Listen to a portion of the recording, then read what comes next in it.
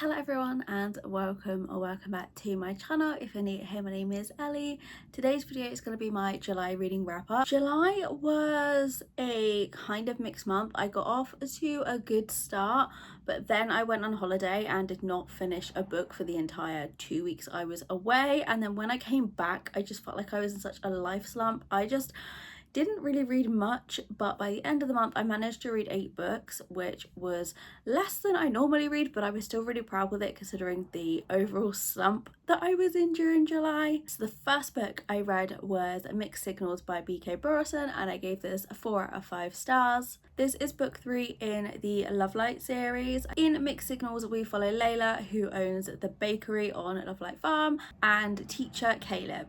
The two both have a really bad history when it comes to dating, and they decide to fake date each other for a month, and then they're going to give each other feedback at the end of the month on why they think their dating lives are not going so well. So usually I do not like fake dating books, but this one I was really loving. I thought this was going to be my favorite in the series, and like with most fake dating books, the more time they spend together it starts to feel a little more real. And even though you know they're going to end up together, like, I was rooting for Layla and Caleb the whole time. I just thought they were such a cute couple until we got to the third act breakup.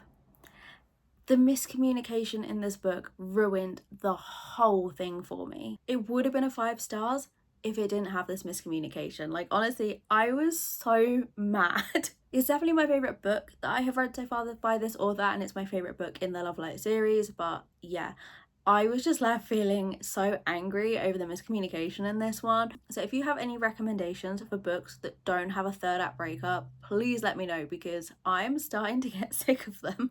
The second book I read was Beneath These Cursed Stars by Lexi Ryan. This was an arc, and I rated it 4 out of 5. So I don't really know how to describe what happened in this book. I was really confused by it. So it's a spin-off to another series, and I thought even though it was a spin-off, you would still be able to read it as like a new series, and that you didn't need to read the first series for it to make sense. And I'm pretty sure it said somewhere on NetGalley that you didn't need to have read it for it to make sense, but you 100% do need to have read this other series. I've just found it on my shelves. This series, These Hollow Vows, is the first series, and like I said, I haven't read this series yet, so a lot of it didn't make sense. So the character in this, well, we followed like 2 female main characters, and it was dual POV through a few different characters.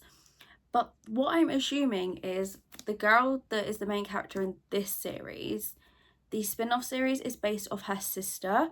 So there were a lot of conversations at the start that just didn't make sense to me, and I felt that a lot was missing because I hadn't read this series. I think they're the 2 that go together. I could be completely wrong in that, but yeah, it felt like you definitely needed to have read the other series for it to make sense. I think I've decided when I read these Hollow Vows and that series, when I finished it, I'm going to go back to this Beneath the Cursed Stars and reread it to see if it does make a bit more sense to me. But I did enjoy it despite not really knowing what was going on for quite a bit of it. I was fully immersed in the story and I did not want to put it down. 2 main characters that we follow in this are Felicity and Jazalyn. So Jazalyn is the sister of the Queen, who I'm assuming is the Queen in that book. They both have their own romances that start to build up through it as well. So there's like 2 different storylines within it that I think, because I was trying to keep up with the 2 storylines, the 2 romances, and having the gaps, that's why I was just so confused with it.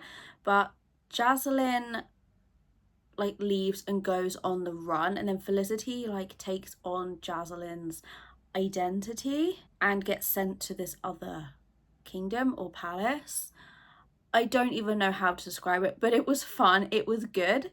I just didn't really understand it which on me, like, it's not the author's fault, it's not how they wrote it or anything, it's just because there were gaps for me personally. So I would recommend it, just make sure you've read the other series first. Then I read Girl Abroad by Elle Kennedy. I took this book with me on holiday because I thought I would sit and read it. It was the perfect holiday read, seeing as I was a girl abroad. But where I was going from the UK to the US, our heroine in this story was going from the US to the UK.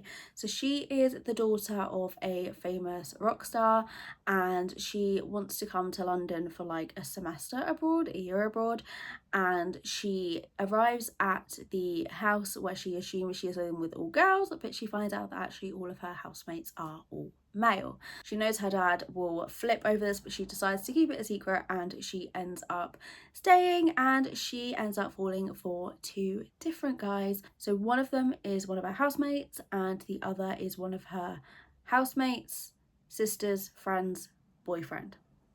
So both of them are forbidden, and she really cannot make her mind up. So throughout the story, she is kind of going back and forth between the two, and there's like an underlying plot in this around a painting which didn't really make that much sense to me. Like I understood why it was in there, but I felt it didn't really feel necessary to the story by the time I got to the end of it. So Elle Kennedy is one of my favourite authors, and I just found this book didn't live up to the rest of them that I have read by her, unfortunately. I did like it. I gave it 4 out of 5 stars.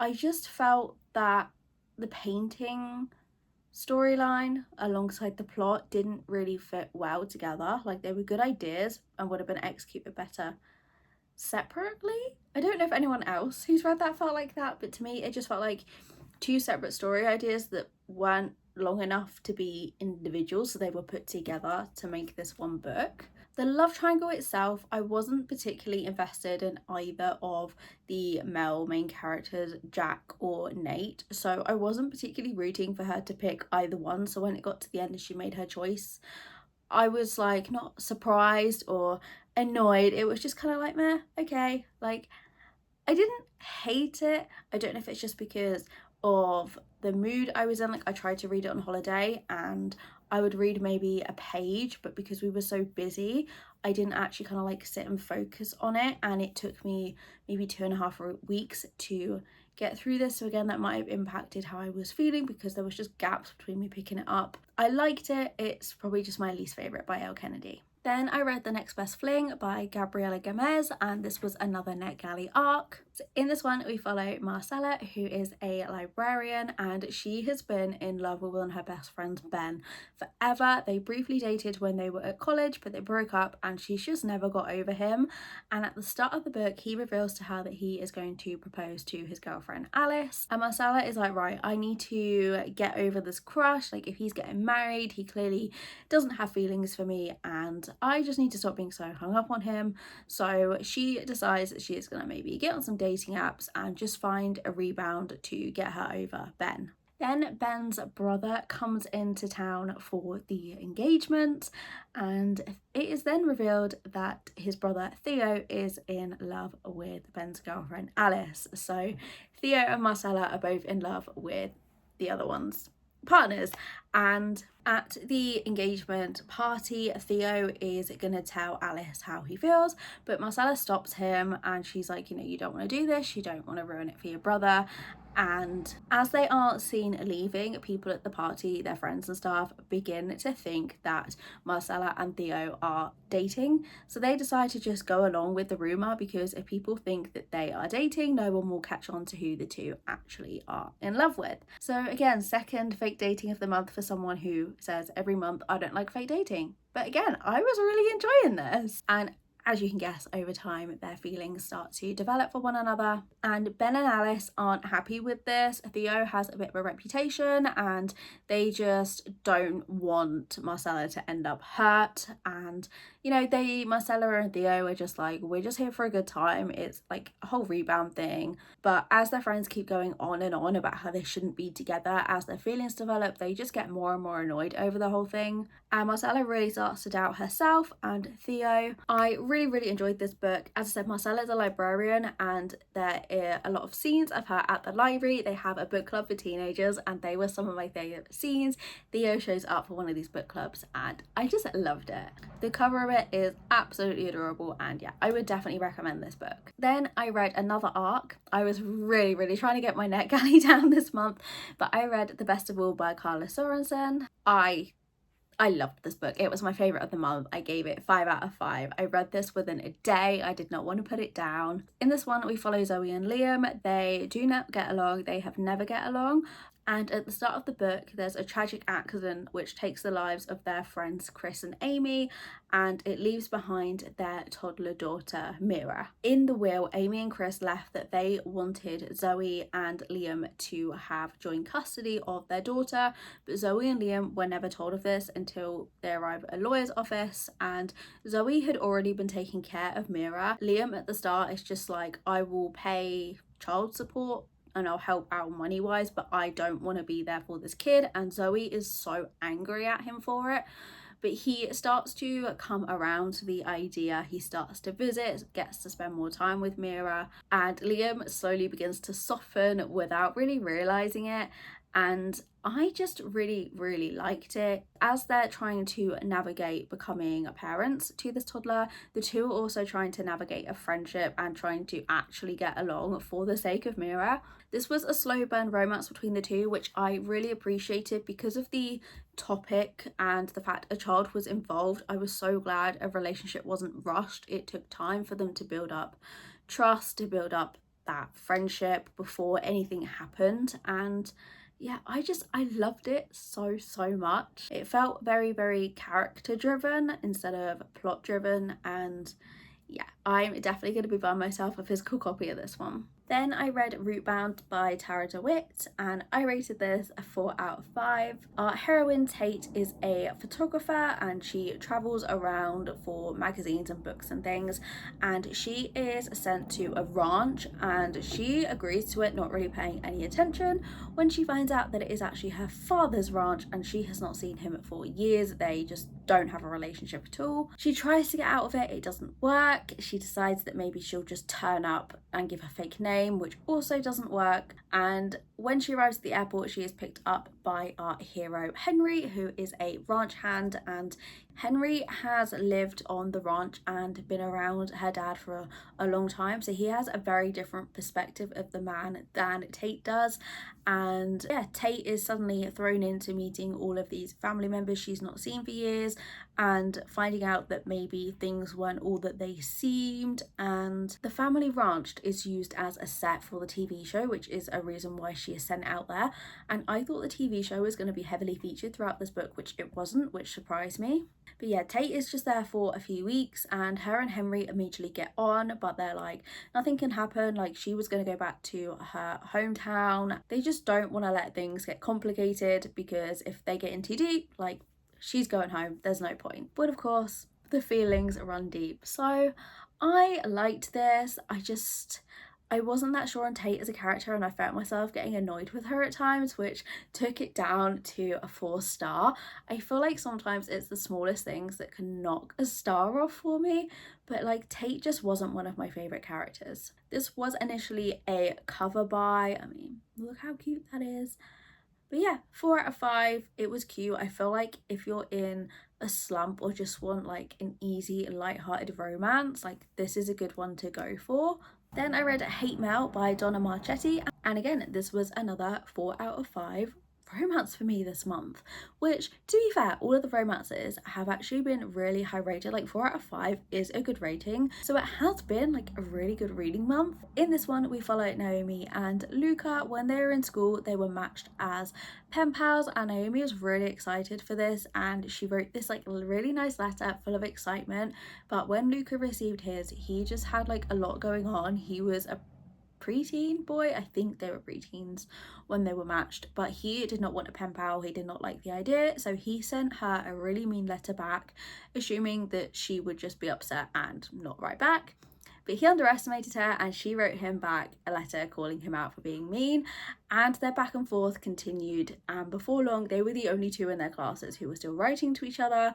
So because he was embarrassed, they then stopped writing through the school and they gave each other their addresses. And it's years later, and throughout their teenage years and adulthood, college, they stayed in touch. But when this book starts, it has been 2 years since Naomi has last heard from Luca, when a letter from him shows up at her workplace with no return address, and he basically challenges her to find him, and she is determined to do that. She will not let him have the last word in his letter, and she goes to some extremes to try and find Luca. Again, I was really liking this until kind of the third act breakup, and third act breakups are just ruining books for me at the minute. Like, sometimes they're not needed, and I feel like they're thrown in for a bit of drama and they don't always make sense, and it ruins it, and this was one of them. So when she finds Luca, it just didn't really make sense to me. And if you've read this, I think you would understand what I'm saying, but I don't want to give away spoilers. But like, I don't understand how they didn't realize, or like how she didn't realize. Like, to me, it was just so easily fixed. But if it had been fixed, there wouldn't have been a story. But like, again, that's what took the star off for me. Like, I was really enjoying it until it got to that part, and I was just like, no, that doesn't make sense to me. It ruined it for me. But it was a good book. Again, a really cute cover. The third act breakups this month were just not doing it. And then the last book I read this month was Bully by Penelope Douglas. I gave this 3.75 out of 5. So this is the story of Tate and Jared. They were childhood friends, but when they got to high school, Jared turned into Tate's bully. She goes away, I think it was for the summer, it might have been an entire year, but she went away to France, and now she's back for her senior year of high school, and she is determined that she is not going to let Jared be mean to her anymore. She's going to stand up to him. So she does just that. She begins to fight back, and I just thought this was okay. I thought it was quite predictable. I didn't particularly like any of the characters, and I just wasn't invested in it. And when I say it was predictable and kind of cringe for me, was that she went away and everyone hated her, but suddenly when she returned, she'd had this glow up. But Tate herself was like, I look exactly the same, I'm just like a little bit more tanned. But then suddenly people were nice to her, the guys wanted her, and it was just like very cliche that it happened, and it felt very Wattpad-y. And not that that's a bad thing, because I've read some great stuff on Wattpad, but it just, I don't know, it felt teenage romancy. Like, it should have been a young adult bully romance, but obviously there was spice in it, but it was about teenagers, so it made it adult. And like, yeah, I don't know, it wasn't for me. Okay, so that is all of the books that I read in July. It's currently the 5th of August and I have still not finished a book, so the slumpy month is definitely continuing here into August. Yeah, let me know if you've read any of these books, let me know what you thought of them, and like I said earlier, definitely let me know of any romances that don't have a third breakup, because I need some of those right now. Thank you for watching, I hope you enjoyed, and I'll see you again next week.